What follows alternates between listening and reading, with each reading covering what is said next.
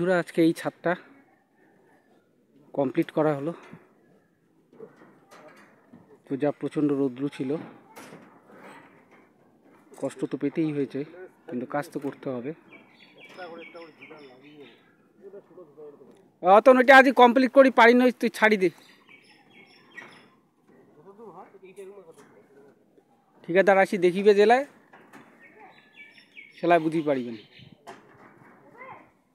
তো কমপ্লিট আজকে এই ছাদটা, পরশু দিন ঢালাই যদিও।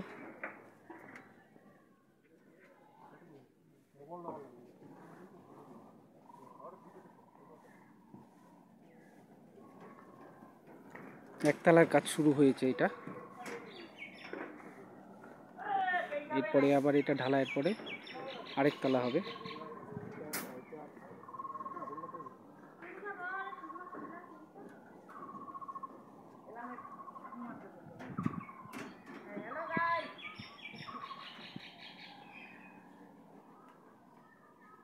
তো ডাঙই দিবার লাগবে।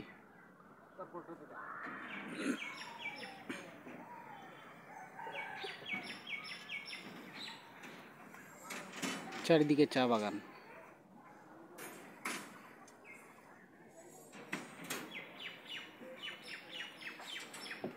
তো রাখছি, এরপরে অন্য ভিডিও নিয়ে আবার হাজির হব।